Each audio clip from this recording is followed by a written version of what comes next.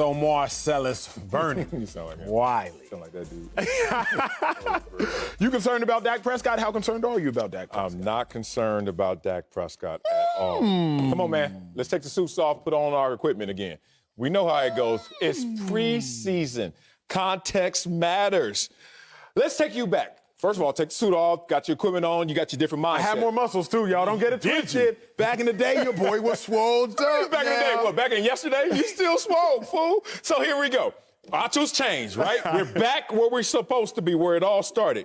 It's the preseason. Context matters, correct? And now let's take you to the Dallas Cowboys organization facilities when Dak Prescott got hurt last year. Take you there in mindset because I want you to feel right now in this moment the PTSD that everyone's feeling if Dak is hurt again. We all know that when something is small, if you don't address it, it will snowball. And then all of a sudden, compensation will occur. Now, you're talking about a lat strain, and you're like, well, that doesn't sound too complex, doesn't sound too much, until it turns into the shoulder. And then that turns into the throwing motion. Talk about it. And then next thing you know, you're snowballing downhill trying to stop something that is avalanche that could have been avoided. It's called the preseason for a reason. Let's not make smart decisions look dumb. And a lot of people like to do that because when you say something smart, if you say it too ahead of everyone else's intelligence, they think you the dummy or they try to make you the dummy. I've been there a few times. I'm there right now. Hey, don't be too far ahead of the pack because they're going to be looking at you like, come back. That's how it goes. Anyway, we've been here before, Acho. Let's not act like this is a moment of concern.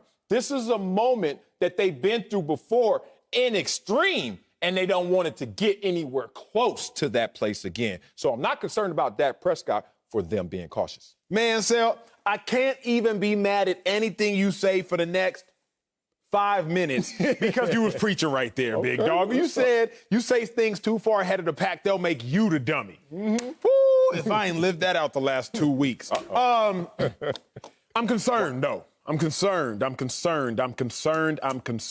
When you look at people get injured, the question is not what did they injure. The question is more so how did they get injured or why did they get injured. My biggest question is always the why, right? When Carson Wentz got injured, I freaked out a little bit.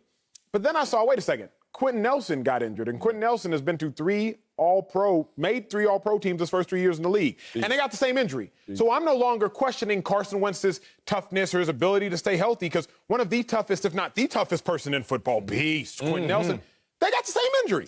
So now I'm questioning the cleats, and I'm questioning the football field. I'm not questioning Carson Wentz. You got to wonder, why did people get injured? Okay. So Dak, I'm asking myself, why did he get injured? People are like, oh, it's just a shoulder, big dog. It ain't got nothing to do with his ankle. Don't even trip. It ain't got nothing to do with his ankle. But does it? See, if you just look through the peephole, it has nothing to do with his ankle. But if you open up the door, you start to see it has a little more to do with his ankle. Why did he strain his shoulder? Probably because his shoulder is not in the same condition it typically is. Why is his shoulder not in the same condition it typically is? Probably because he did not throw as much this offseason. Why did he not throw as much this offseason? Probably because of his ankle. Okay. It always goes back to that. Kevin Durant, why did he tear his Achilles? Well, he tore his Achilles because he tore his Achilles, Acho, duh. No. He tore his Achilles because he had a strained calf. Klay Thompson, why did he tear his Achilles? Well, he tore his Achilles, Acho, because he tore his Achilles. He was hooping, open gym. No, because he was recovering from a torn ACL, kinetic chain. You've talked about it at length. So Dak Prescott, it is a concern because the concern is the why. If he just has a sore shoulder, but he had been healthy all of last season, all through training camp, I'm not concerned. I ain't tripping at all. Got a sore shoulder, it happens. More than anything, probably just precautionary. But so he has a sore shoulder because, as Dak said, after the shoulder was immediately hurt, just trying to get back in shape. But what will it cost them? My second lap, I'm going to talk about why I'm concerned even that they're holding him out. Wow. Okay, didn't expect this. It's okay. Wait a minute. Hey, where you from, homie? So, okay, let's talk about where we are now because I love you taking us to this layer of why it occurred. You didn't factor in one other reason why it could have occurred. Overexertion. Think about this. You actually, I don't know your rep count, more than likely less than normal off seasons because you're focusing in on healing the ankle, et cetera. But maybe you're trying too much, too fast, or you're just in total volume doing too much because I want to make sure that I'm good up here because I know I'm good down here. I've been in this position before. It really takes me to my point. of why I'm not concerned is because now it's about protocol. It's about how we protect you in this process of getting you fully healthy. Because as you said in the kinetic chain, things are not linear. Things are not even. Your ankles, when you break a bone, they say when it heals stronger than the other bone that wasn't broken. I tore my Achilles. So now I have some artificial mesh or whatever it may be in there. They tell me my torn Achilles is stronger than my natural Achilles. Wow. So the point is, Dak's mind is not on his ankle anymore. It's just surgically repaired. But now it's on my shoulder, and maybe I'm doing too much. So the team jumps in and says, wait a minute, you are doing too much. You had a lat strain, you missed 4 days of practice. That turned into a sore shoulder. Now, soreness is your body's way of whispering, like, hey, yo, what you doing? What you doing? Slow down. And so they said, slow down. If you're listening to your body because your trainers are listening to your body, why is this a reason for concern? Everyone's on the same page in terms of that. My story is this. When I broke my foot in San Diego, week 1, had the surgery, came back, they said, Marcellus, you had a surgery, you're back. We understand that you're compromised right now, but we want you to play. You want to play. You can play. But the procedure, the protocol can't be for you to practice the same and still play. You only have so much tread on those tires. So we're going to preserve you for when it matters most. That's what they're doing, preserving him for when it matters most, the regular season. In theory, it looks like that, but here's what I think they're doing, Sel, a little bit at least. Let me hear. They robbing Peter to pay Paul. But the problem when you rob Peter to pay Paul, somebody's still short on their bread. You feel me? Somebody's short on their money. Because Peter was cool, but then they done robbed Peter. Paul cool, but Peter like, where my bread at? And Paul better look out. Right. Look out. Right. Okay. What they're doing is, okay, we are going to preserve his shoulder. But you know this better than I know this, better than they know this, is the only way to get in football playing shape. Play football. Is by playing football. You got to play football. The only way to get in football playing shape is by playing football. So now what Cowboys are going to do is we're going to preserve Dak's shoulder. We're not going to play him in the preseason game. Well, keep in mind, he hasn't played in roughly 10 months. Going to preserve his shoulder, not play him in the preseason game. But now, what if he's not in football playing shape? So that defensive end, that Marcellus Wiley that just beat the offensive tackle on a quick slap rip move, all of a sudden Dak would have escaped, but he's not in playing shape. So now Dak doesn't escape. Now Dak takes a hit that he wouldn't have taken had he been playing, thus been in playing shape. And now that hit that Dak would have avoided has now caused him to get injured again. All it is robbing Peter to pay Paul. But eventually somebody will always be short they bread.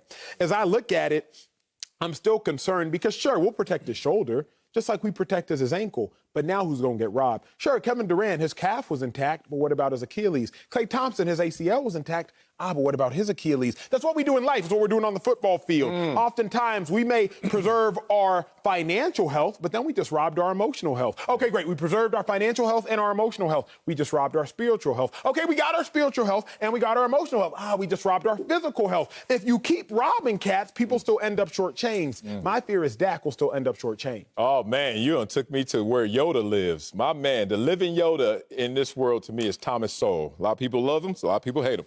That's on y'all. I love him. And he always says there are no solutions in life, just trade-offs. And you just basically said the same thing. Okay, so now you're saying robbing Peter to pay Paul. Okay, that's fine. So now we're going to take care of the shoulder and we're going to rob your conditioning. Okay, I get you. But let me give you my example once again. That same season, I didn't practice one time.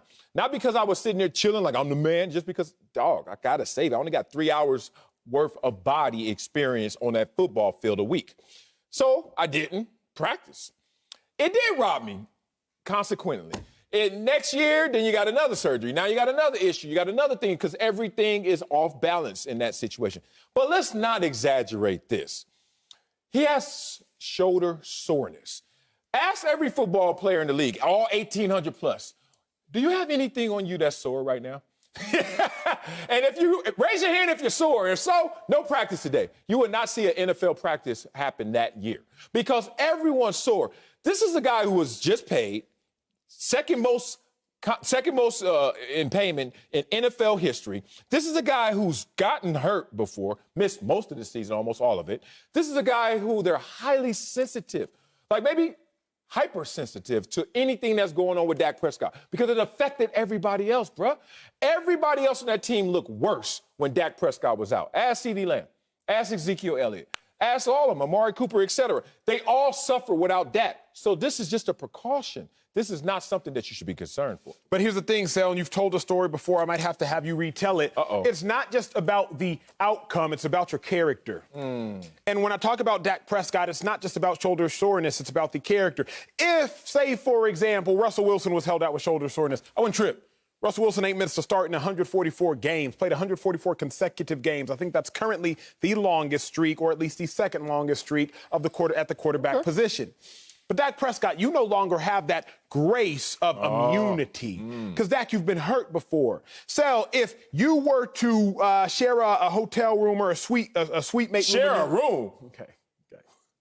I ain't been there since my teens, brother. Okay. You're in your dorm room. My roommate. Okay. You're in your dorm room. Okay. First of all, I ain't have a roommate since freshman year. Bet. Your freshman year. That's freshman year. Marcellus Wiley's at Columbia. And all of a sudden, his Jordans come up missing. His Jordans that he worked for come up missing. But his roommate, good kid, ain't nothing tripping. Marcellus Wiley, you're not sweating it. Maybe I left him in the locker room. Maybe I left him in the library. I don't know. Maybe I left him somewhere. But now, say your roommate is a kleptomaniac. I know one. All of a sudden, I'm a klepto. You gonna ask I stole my own. the roommate what happened to the shoes. The outcome was the same. You lost your shoes. But because of the character of the person you're sharing a suite with, all of a sudden, you are questioning that outcome that was the exact same.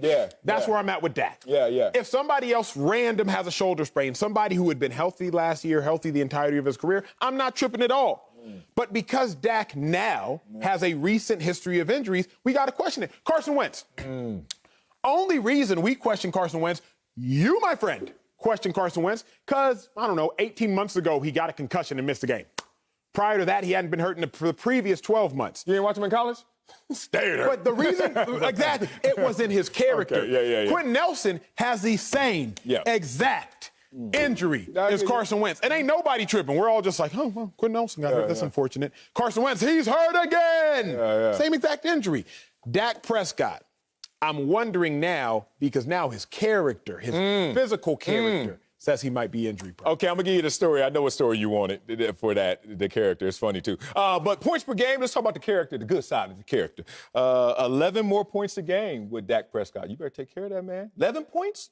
One player? Yardage per game goes up 177. You better take care of that. Third down percentage, yards per attempt, everything. This is just a better offense, better team with Dak Prescott. Yes? Yes. Okay, good. Here's the story. My grandma, her purse was misplaced. I don't even want to say stolen or lost. It's just misplaced.